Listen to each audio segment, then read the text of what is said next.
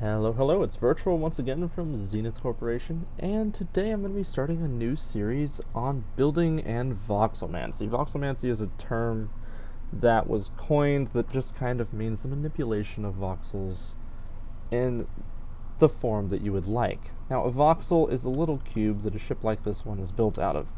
These cubes have hundreds of thousands of different orientations they can be in, and sometime later in this series I'll be showing you how to manipulate those. This tutorial will be mainly over simple things and how the tools in build mode work. If you'd like to see some more basic tutorials on the basic things like the tools that you have just walking around, I already have a tutorial for that, go check it out. And if you'd like to keep up to date on these tutorials, give a like and subscribe, and you'll be able to see them. Alright, so let's get started. To enter build mode, all you have to do is click B, pretty basic. Now I have some voxels in my ship, and the voxel tool is number 2. It allows you to place the voxels that you have dragged into your quick access bar. I'll go over it one more time, although it might not be necessary. To drag into the quick access bar, just grab the thing from your container, drag and drop into quick access, and you're done. Anyway, we'll get back to the voxel tool later, and like I said in later tutorials, I'll be showing you more about how it works. The first tool in build mode is the number 1 tool, and this is the element tool, so it allows you to place and pick up elements. To place an element, you just grab the element from your container, drag and drop it into the quick access bar. You can scroll to select the element you would like, and then you can just click to place it. And to change the orientation, there's a few different things. R and scroll allows you to increment the rotation of the object. R allows you to change the plane that the object is on. And then once again, these two things can be combined with R and scroll to place the aileron however you would like. For example, now say I'd like to inset this aileron into my ship. I can do that by holding T and scroll. If I hold T and scroll, the aileron goes in like this. Also, T is considered a plane lock, so when you hold T and your element is on a plane, you can move your mouse off the plane and the element will stay on the same plane. As you can see, if I'm not holding T, the element just goes wherever it wants. However, this is plane lock, very useful.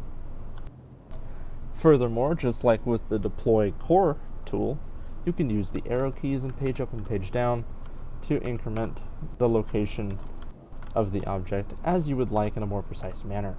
Furthermore, you can also hold shift while you do the arrow keys to increment farther. Sorry, it's control. But anyway, that does a 1 meter increment, which is 4 voxels. Like I said, you can see the voxels on the grid just here. 4 voxels equals 1 meter. Now, like I've said in multiple videos, Alt does the opposite. So if I hold Alt, it picks up an element. So this here is a large adjuster. If I hold Alt on the large adjuster, it turns yellow, and I can click my left click, and it goes away. Now backspace undoes an action. If I click backspace, it comes back. Equals redoes an action. So if you would like to undo, you click backspace. If you would like to redo your action, you click enter.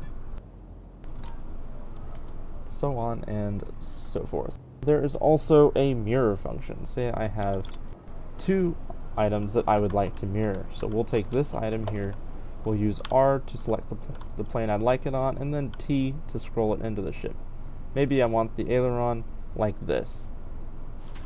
Now if I look at the aileron and I click U, it will turn yellow, and that means that when I go over to the opposite side of the ship, I can do the same movement, and when it is approximately in the correct location, it turns yellow as well. And that's very useful for making your ship symmetrical. And as a matter of fact, it is what I used for basically every single part on the ship. Now we'll move on to the number 2 tool, since number 1 is basically covered. Number 2 is the voxel deploy tool, and one of the most important tools that there is. The first block that you'll see when you open up the voxel deploy tool is the cube. To deploy the cube, simply double click. Now there are other functions as well. If instead you would like to make this larger, you can hold your click and move it around like so. Now when you release the click, it allows you to move in the other direction. So if I'd like to make this rectangle, I do the 2 combination and then I just click again and it places the rectangle. Once again, Alt does the opposite, and Alt allows you to do a selection and cut it, like so. Now, a few stock voxels come with the deploy tool. These can be cycled through with E, the sphere. Got a wedge, cylinder, and a tetra. Clicking E again cycles back to the block, and if you're cycled to a block and you go back to number 2 tool, it goes back to the cube. Pretty basic things, and just like the number 1 tool, you can use T scroll to move around the voxel. Now there is one difference between the voxel tool and the deploy element tool, and that is that R will mirror the item. I mean, it still changes the plane, but you can use it to mirror the item depending on which plane you're looking at. So if I look at this plane, I can mirror the item in that direction. But anyway, enough said about that. Also, R scroll increments in 90-degree sections instead of like whatever it is, 12.5. Furthermore, the items that you can place can be scaled, and this can be done by holding Control and scrolling. If I'd like a huge wedge, I just hold Control and continue scrolling until I run out of items. When it turns red, that means there's not enough material, or that it's being blocked, or that it's out of the build zone. Something else that you should know is that the build zones are short 1 block on one side. So a medium core, for example, is 128 voxels, but on one side it's 127, so keep that in mind when you're building a ship. Don't line it up with the edge of the build zone, line it up with the center line of the build zone. That will ensure that your ship is even. We will go ahead and move on to the number 3 tool. Obviously, in future tutorials that are more advanced, I'll show how the number 2 tool and the other tools on my hotbar can be used to make incredible shapes and can be used to build beautiful ships like this. The number 3 tool is the line tool, and it is used to make lines. If I want a diagonal line, I can use this deploy tool, make a bar like this, and then a bottom bar like this. Now, as you might have learned in high school, slope is rise over run. We have the rise and the run. If we want to make the last side of the triangle, we click with the line tool at the top and then move it to the bottom here. And as you can see, it builds the angle. Now, the line tool isn't perfect. As a matter of fact, it makes warps like that occasionally. The geometry of the line that you make is important to making it look nice. Therefore, I don't use it very often. You can also hold down your left click and select different sizes for the line tool. So if I'd like to fill this area in all the way, I don't actually have enough, but let's see if it still works. Yeah, it didn't. Yeah, maybe I'll do that again. But if I'd like to fill this area in mostly, it's actually the wrong size for me to show you that. But anyway, it does that, and this was a 1 block too short, so it didn't work. Once again, you can also use your 2 tool to delete a side, and that will make a 1 block thick angle or triangle or whatever you're looking to build. Backspace also works, and it allows you to delete your action. The line tool can be used for a number of different things, including tetrahedrals, but I'm not going to go into depth, like I said. So number 4 is the Area Smooth tool. It does a lot of really weird stuff, and I am personally not very good at it. I can make a little demonstration here that shows kind of what it does. So say I make a block here, I bring on each side 1 block out,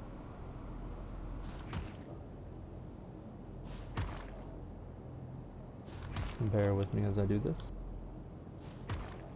I can grab with my Area Smooth tool each of these corners. Now, the Area Smooth tool lets you select a range. So when you click on an area, it selects the range. When you double click, it executes the action. So if I click all of these things and then double click inside of the yellow box, as you can see, it smooths it into more round shape. This is useful for some things, however I don't use it much on my designs because I like angular designs. Furthermore, I can also show you what happens if this end voxel wasn't selected, and you'll see that the edge of the smooth zone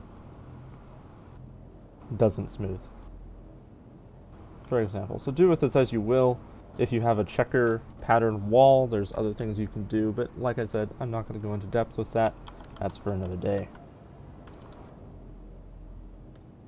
We'll go ahead and skip to the number 7 tool because it also deals with voxels. The number 7 tool is the copy paste tool. So on a item like this, I can grab the handles by just simply clicking them, and there's a number of actions I can take. I can click Control C to copy the block. I can move it over and then simply click to paste it. Backspace also works the same way you'll expect. Now I can also select the area again, but this time I can click Control X to delete it.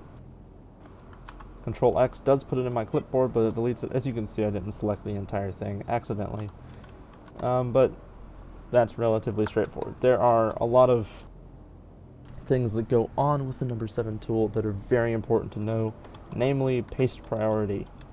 And that will probably be in part 2 of this series. I'll show you guys how to use paste priority and how paste priority can be employed to put angles on a face and make it not warp. If you tried building a ship, you probably have an issue with the voxels warping, and I'll show you guys how to fix that. Once again, Control X deletes. So we'll go to the number 5 tool. Sorry it's a bit out of order, but we're sticking with the voxel tools first. The number 5 tool is the smooth voxel tool, and it allows you to basically select the range you'd like to smooth and then click to smooth. So if I'd like to smooth just this corner, I can point my cursor at the pointer or at the corner and just click, and it smooths it down in some form of prettiness. I don't know. Furthermore, you can also hold Control and scroll to increase the size of the smooth zone. The smooth tool also has an alternate function, which is called the pinch tool, and the pinch tool is very useful. I'm personally not a master of it, however I'll show you a very basic demonstration on how it works. Sorry, these color contrasts aren't great. Oh, I messed up there. I'm trying to make a checker. Switch to the concrete.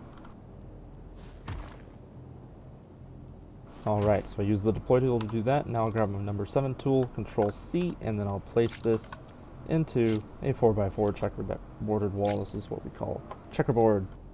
So now if I grab my smooth tool, make the size as small as I can, and then hold Alt to do the opposite, instead of smoothing, it pinches. So as you can see, it moves the vertices of the voxel together. I'll show you a quick thing you can do with this that is pretty useful, if it will bear with me. So, like you saw there, it smashed this down into a really thin line. Messed up again. And now if I use the number 7 tool and Control C this out, I get a flat panel. Once again, I'll go more into depth on how these things are created, how they can be used, and more information on that, but that's just a quick demonstration on what the pinch tool does. It moves vertices to the place you're looking.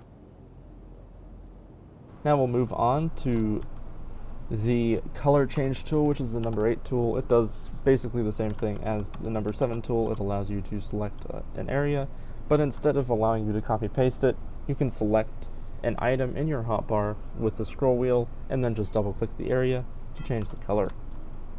This is super useful if you want to make quick changes to your ship. So I'll go ahead and delete this little demonstration here with the number 7 tool. And we'll move on to the last 2 tools, the link tool and the element move tool. Now I've saved this for this video because I've been meaning to do it for a while. I need to relink my engines because they're a mess. As you can see, there are links that show up when I have the link tool out. If I go through my ship, they're even more prominent. You can see all of the different connections that my ship has. So for example, if we go upstairs to the fuel tanks, you can see that the atmospheric fuel tank is linked to a number of things. If I hover over the link, I can see what it's linked to. If I hold Alt, I can break the link. We'll go ahead and break all of the links on the atmospheric fuel tanks. Now if I click on the element that I would like to link, it's going to give me a little drag thing, and then I can move outside of the ship to the element I would like to link to and click, and that will allow fuel to go to my engine. If you start your ship, this will automatically happen, but it won't happen in an intelligent fashion. So you should probably do it yourself, especially on a bigger ship like this. Lots of things can be linked together, ammo containers to guns, for example, radars to flight seats, containers to container hubs. The list goes on. Now we'll move over to the next atmospheric fuel tank. The link tool you'll also be using for your industries. So when you want to, this door's closed. When you want to link a container to an industry, you use the link tool. We'll just go ahead and finish this, and this will allow my fuel to evenly distribute as I fly.